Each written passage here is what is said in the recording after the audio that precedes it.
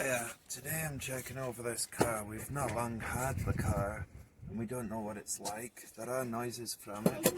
One of the checks I'm going to do will be with both the wheels in the air and shake the wheels and stuff like that. So another check, I've only got one wheel lifted with a jack at the moment, and I'm going to use this rolling pin idea with a breaker bar and lower it onto the car. When I shake the wheels, it'll be like shaker plates at the MOT test centre. And I'm going to see if there's any play in anything.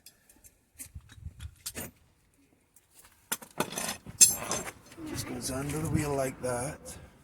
I'm going to get 2 bricks.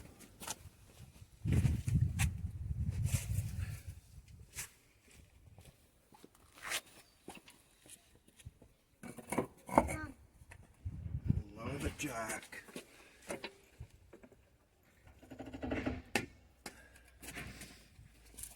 I really should have done this so this was up, so I'll just take it out and reposition it.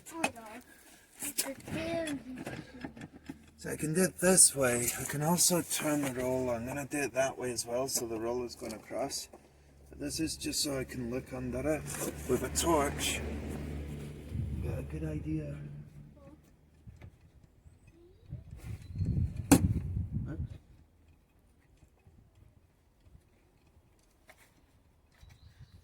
I also put my hands on things.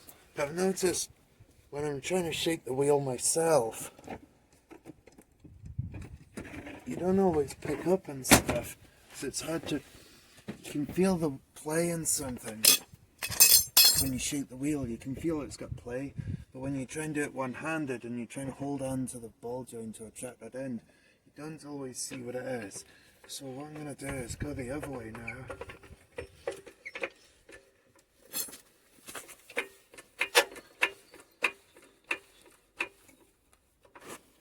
Might not be this side, but so at least sounds like the strut up bearing is tight and catching. It's not rotating freely. So now I'm just going to go this way, the same sort of test again. And going like that. Really lets you see not just the ball joints and track that ends, but you can see the wishbone, the inner bushes, and the whole lot.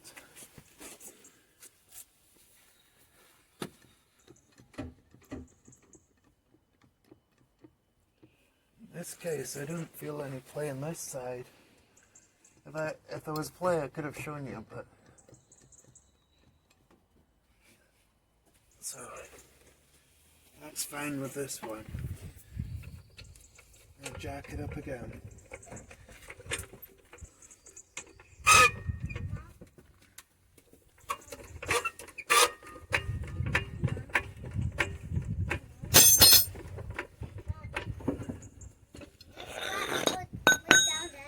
Also use this as a lever and just lift up on it whilst we're here. Give it a shake. Definite play there. Okay. Just a minute. This is what I was talking about before, the play. Trying to find the play when you've got your hand around the back.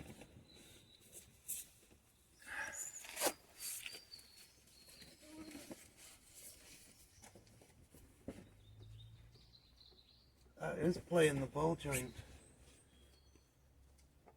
I didn't see it before. So I'm going to lower that. That is playing the ball joint. So I'm going to lower this back on it. Now I know we've got play. I missed it, but I didn't have my torch. So I'm going to lower it again. That was Crowley on the roof of my car. So now I know.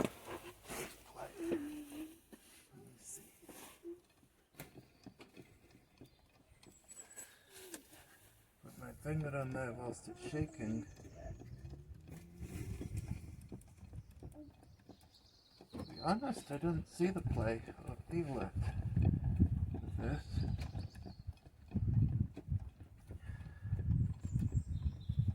I don't feel it at all, right? I'm done, need it. Definitely no play. Mom. I'll go side to side again. This is interesting. It might not work too well. I'm sponging. How was this Cutting. Yeah, because I want this right here. Just I wait. want this down. Just wait. Back to this way.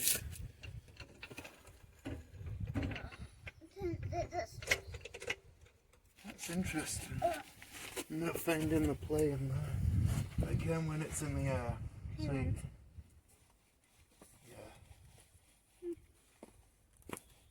Yeah, there's no play in it. So, with the rolling pins, no play. I'll jack it up and I'll show you with the camera.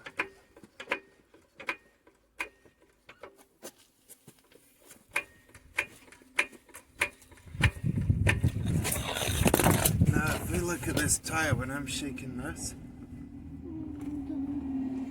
see that movement?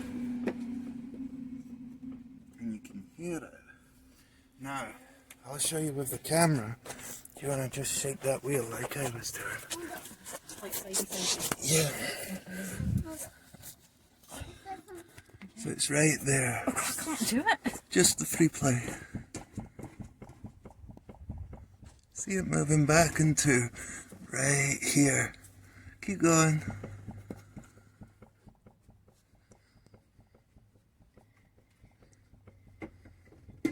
There's a good shot of it. So we need a ball joint. When I turn this wheel, the spring at the bottom starts to rotate before the spring at the top. So I'm going to turn it now, but the top one there's a delay and then it snaps around and catches up. See that? So that means the bearing at the top's gone. That's how you check the stripped up bearing. So we're going to need a bearing on this side, a spring on the other side and a bearing on the other side, and a ball joint on this side. I'm going to put this mat under and just check the drop lengths.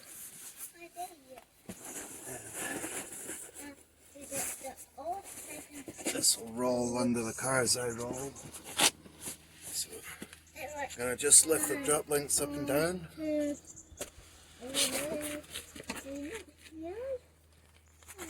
are both okay? Oh, I'm like Spider-Man. So Mom, I'm I'm actually Spider-Man. using the anti-roll bar, Mom, I'm Spider-Man. or the sway bar, and lifting it up and down near the drop link. And that's fine, there's no knocking coming from them. Although I might replace it if I'm taking the strut off anyway. Sometimes you break them taking them off or you burst the boot. I'll have a look and see if it's the type that'll need to... or it will need to come off. So I think I'll just get them as well. Sometimes you get away with it, but if you rip the boot where the ball joints are on the anti-roll bar, you have to replace them or replace the boots. So, okay. Now what I'm going to do is change the springs on this car and the strut top mounts with the strut top bearings. I'm also replacing the drop links because I might damage the boots getting them off. I'm going to put new ones on even though I couldn't find any play in the old ones. So I basically got the handbrake on, I've put bricks behind the back wheels, and I'm just loosening this, but these wheel bolts are actually probably tighter than the hub nut.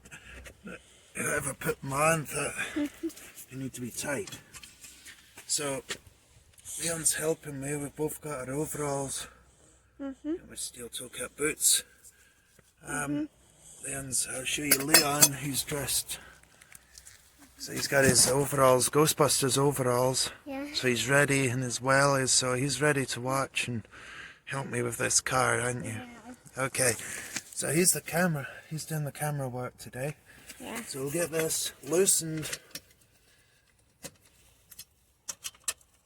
and then jack it up and put axle stands under it.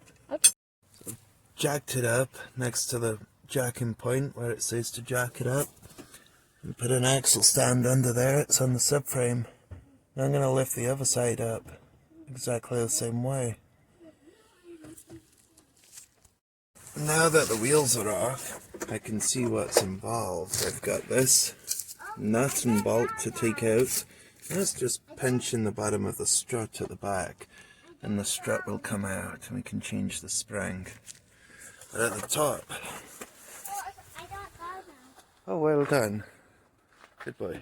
At the top, we have to take this lot off to get to it. Take the wiper arms off.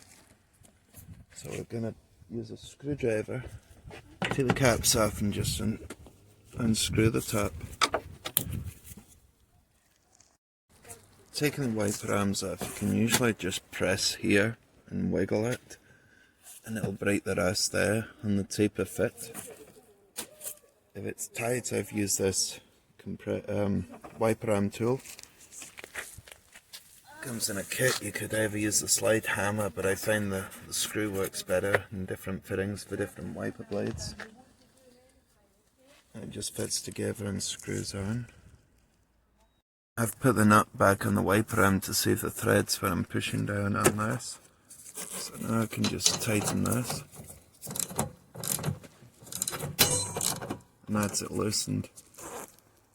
This plastic cover just lifts off. I've just rested it down instead of disconnecting this hose for the washer jet, so I've just left that on, folded it over. You could take the wiper linkage out, but I can fit my hand in there enough to put the bolts in. So now I'll leave the wiper linkage where it is and just work around it. Because I can't get the pinch bolt out, I do sometimes use a ball joint press and push it out.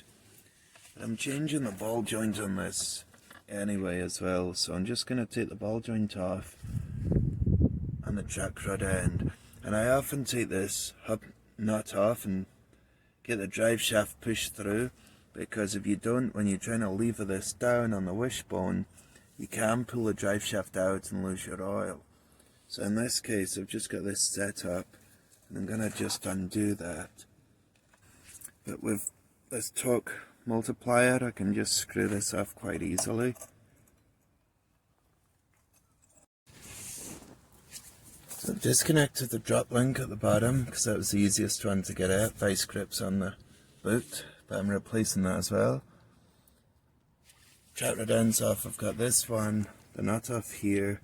I've still got the ABS connected, but instead of trying to get the sensor out, I'm just going to unplug the wire that it comes through the body of the car and comes out down here. So I'll just unplug this and then push the wire through. Then I'll just lift the whole strut off with the brake disc and just do the spring and the strut up bearing that way. The spring ready, I'm going to hold it, and it's still got the disc on there, so there's a bit of weight. My wife's going to help me and unscrew the last nut that's in the top of those three, the last one there, and I'm just going to hold it. Okay. I had to get it off the car now and lift it down, but it didn't go as well as I wanted because we used this spring compressor and an impact gun and took the nut off. But what it's actually done, and I haven't seen this before, it's unscrewed the shaft out of the strut. So I'll show you what I mean. It's threaded at the end. It's unscrewed it. Now I can't actually put it in. I did try to put it in and screw it back in.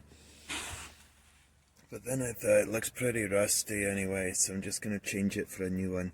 The one on the other side's already been replaced by somebody before we got the car.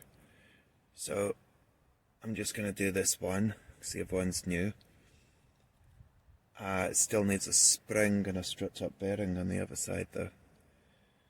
So this is a bit of a pain, but at least we don't need the car, so we can leave it on axle stands and it's not on the street like I used to do it on the street. And that was a pain when you've got your tools everywhere and you need to stop for something. It's much easier now. So I'll come back to that when I've got the strut and just put a strut on as well, but basically it'll just go on in the reverse way that it came apart. I got the other side I'm going to strip down and get that one finished, so I've only got this one to do. I could also work away and get the strut off the hub so that it's easier. When the thing comes, there's less to do. I think it's too late in the day today to get the part today, so it's going to be off the road for a couple of days. At least I got the hub off, ready. Had to heat the bolt up and get it out, it was that tight. I couldn't get the ball joint press idea on with this because I couldn't get it flush on here because of the shape of it. I tried, well, quickly tried a couple of things, it didn't work, so I just heated it and it hammered out no bother at all. So now I can move on to the other side. We can't get this part until Monday and it's Saturday today. So I'm going to just do this side and get the drop link and the ball joint. This side's got a brand new shock absorber or strut before we bought the car, so I'm hoping this will all come apart okay. Okay, it's getting dark, and after the problem I had on Sunday or Saturday, where this bit, when I unscrewed this nut, it unscrewed the whole shaft. I lost the fluid. This is a Monroe, so it's gas filled, so it won't have oil, but it should work better. I've got a new bearing, strut up mount, and a drop link. Just going to throw it together. I might not be able to film much because I just want to get it done with it being dark. I'll see how I get on, just see what I can show you. It's not too bad, at least everything's off already. And that's just to go back together. I might just do the tracking another day now though, if I get this built up. And then if my wife needs the car, she can at least use it, and I'll just do the tracking at the weekend. So there's the top 3 bolts holding the strut up mount, and I've sprayed it with spray grease to help the threads for the future. Now I'm going to come down here and put the hub onto the bottom of the shaft. I've just sprayed it in clear grease to help it slide on. So I'll get that bit on next. And then it's just a case of the ball joint, the drive shaft and the track rod end. I think if you're working at night, you really need to just make sure you don't do something silly and mess up in a way that if it was daylight you wouldn't have messed up. So I always like to get the light and double check what I'm doing, just to be sure. But now I'm going to tighten that pinch bolt and then put the drive shaft through and tighten up the ball joint.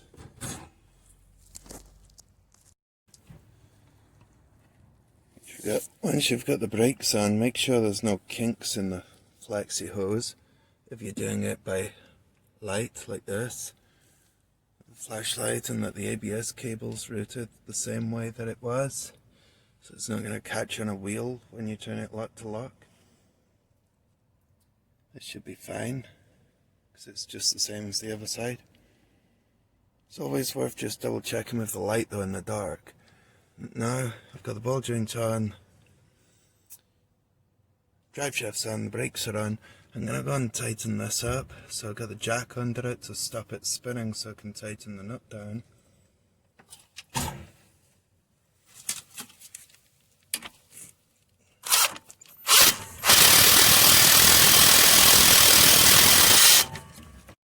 The last thing I'm doing here is lining it up to do the tracking with this string.